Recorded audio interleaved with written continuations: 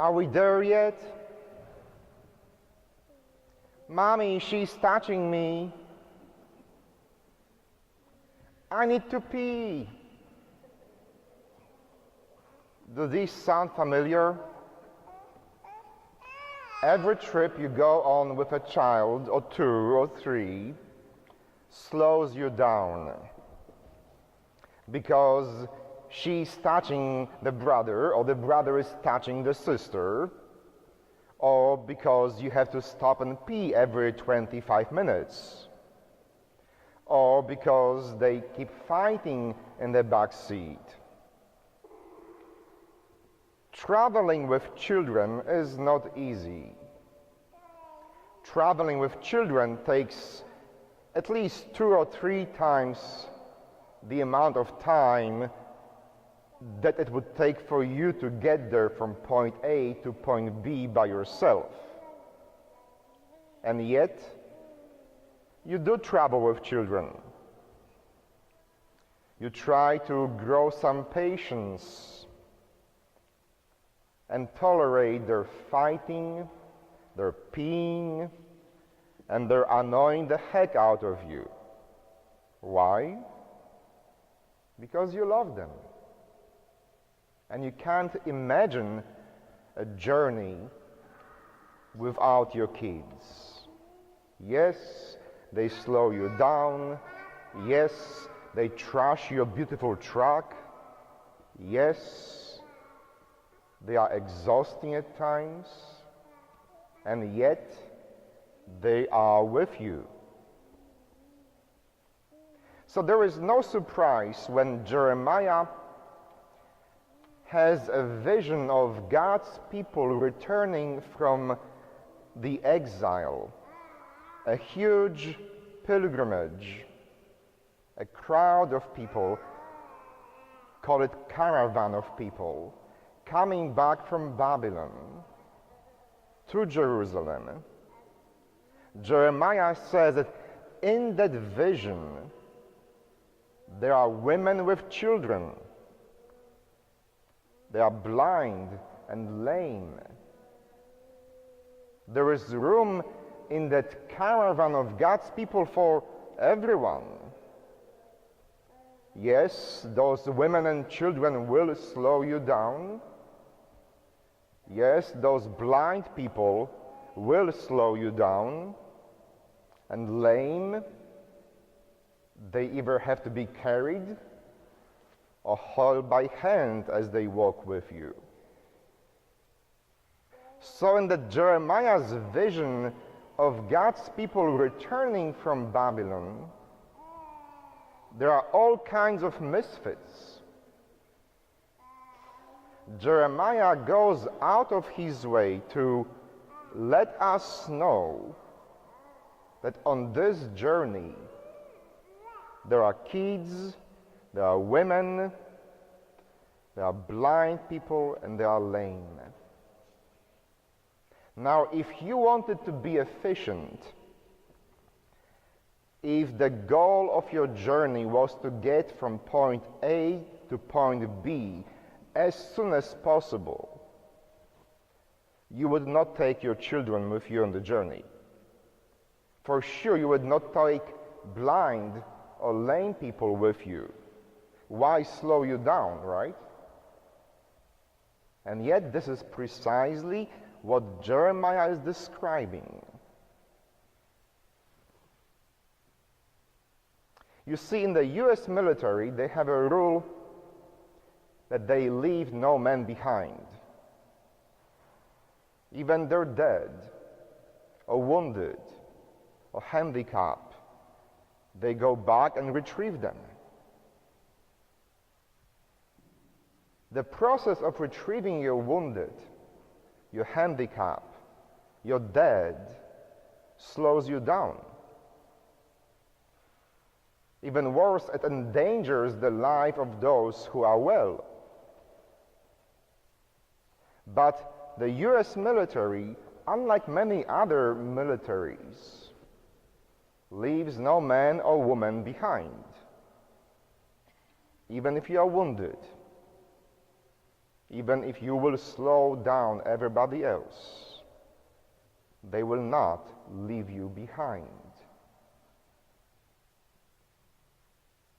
So it is interesting as we read the story from the gospel today to see disciples of Jesus concerned about the speed of the journey and not about the inclusion of the blind person.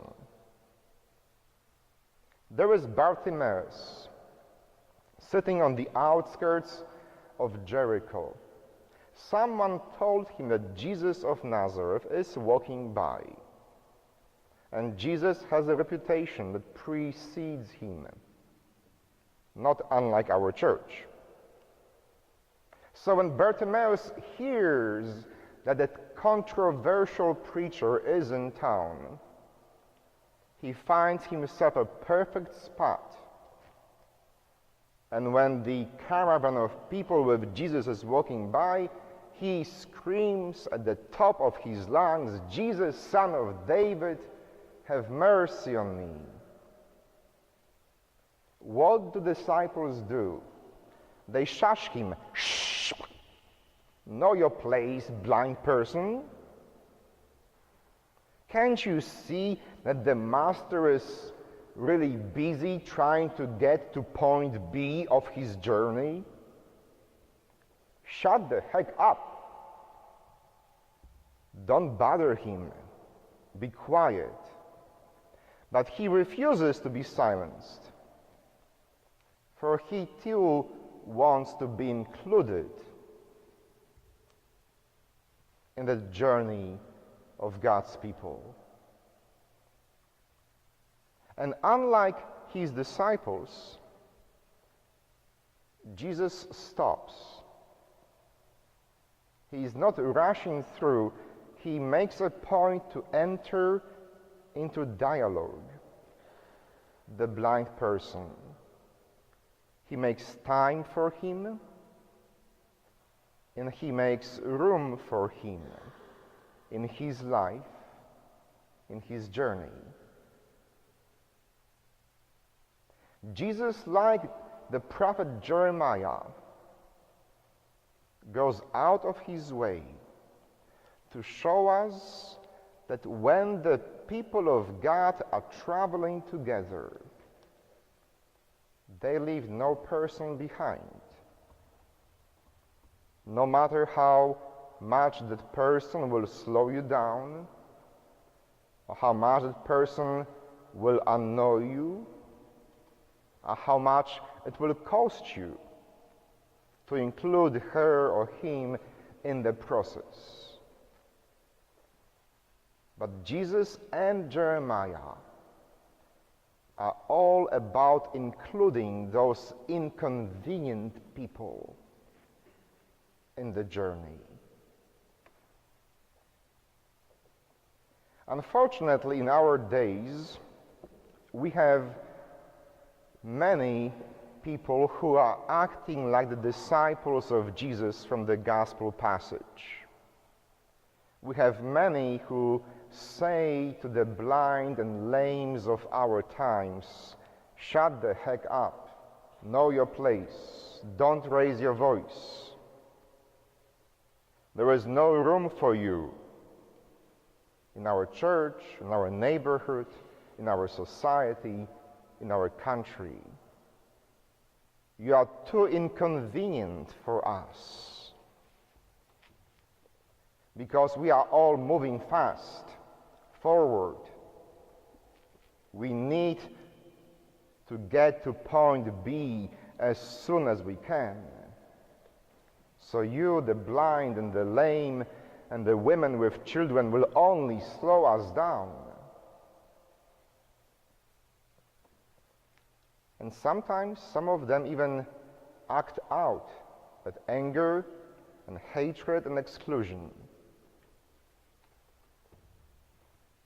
You all have seen and heard what has been happening in the last 72 hours in our country. How the people who want to exclude others will even go to the length of shooting the others.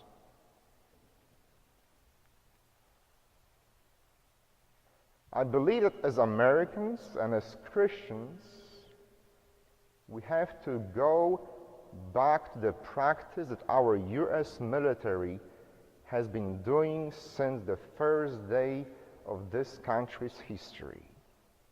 We leave no person behind. No matter how inconvenient you will end up being, no matter how different you are, no matter how much you will slow us down, we leave no person behind. This is what our military does. This is what our church and our country need to do as well. In this journey of life that we all are traveling together, there is room for our children. There is room for our blind and lame. There is room for our Jewish sisters and brothers. There is room for our African American friends. There is room for everyone, because we are on this journey together, and we leave no one behind. Amen.